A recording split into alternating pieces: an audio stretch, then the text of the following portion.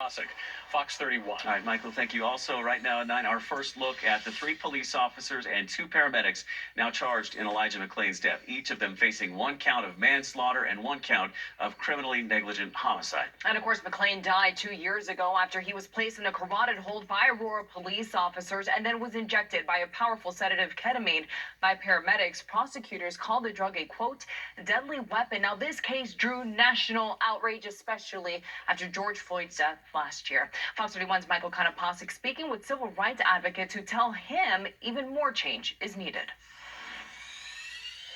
When news of the indictments broke surrounding the death of Elijah McClain, ACLU Colorado Executive Director Deborah Richardson thought about the struggles members of her community have faced and continue to face. We're at a point of a breakthrough, so we can start think of what this means, but more importantly, think about the type of world and humanity that we want to have for all people. Policing has long been at the heart of the American civil rights movement. Richardson says the recent events are just the beginning of a long road toward reform. Certainly the conviction in the George Floyd case, these indictments, particularly including the paramedics, it is absolutely a game changer. Former police officer and current private investigator James Alvey says his former profession has changed in a short amount of time. There's been a ton of retirements. Most law enforcement agencies are hiring. Honestly, nobody wants to do the work anymore. A big change following Floyd's death. Colorado now bans police from using chokeholds.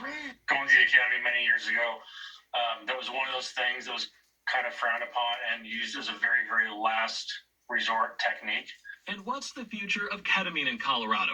Paramedics used the drug to control those who were agitated, but we've seen the unintended consequences. With more current events, it's being more publicized as people are starting to look into that more. You don't know the history of the patient.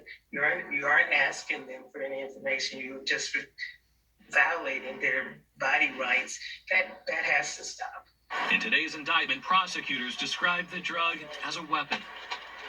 Our Michael Konopasek reporting there. He tells us Colorado's health department's currently reviewing the use of ketamine, a review that could change the circumstances in which the drug is administered. And legal experts are calling parts of the indictment groundbreaking, specifically the charges against the paramedics and the classification of ketamine as a deadly weapon. Fox 31's Rachel Scott is on it from our newsroom. All new at 9. Rachel.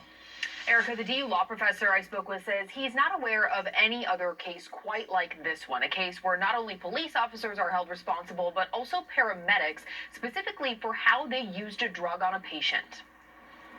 This was the moment paramedics injected Elijah McClain with a dose of the sedative ketamine.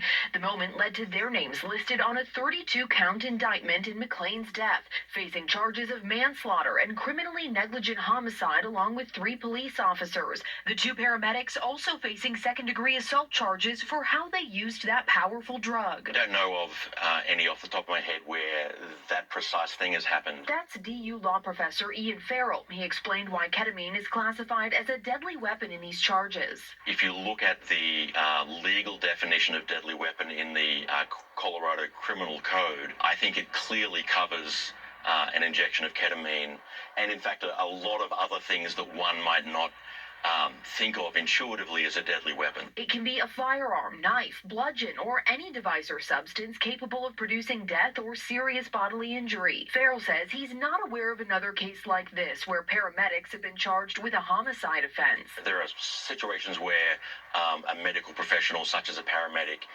does not give adequate care.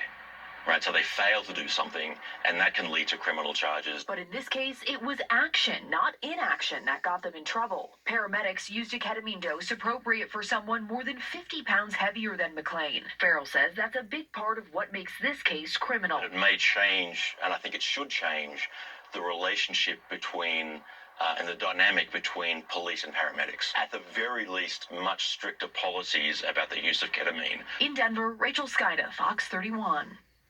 And we also spoke with Elijah McClain's mother today after the indictment was announced. She told us she slept better last night than she has in a long time. You can scan the QR code on your screen right now with your phone. It will link you to that story posted right now on KDVR.com.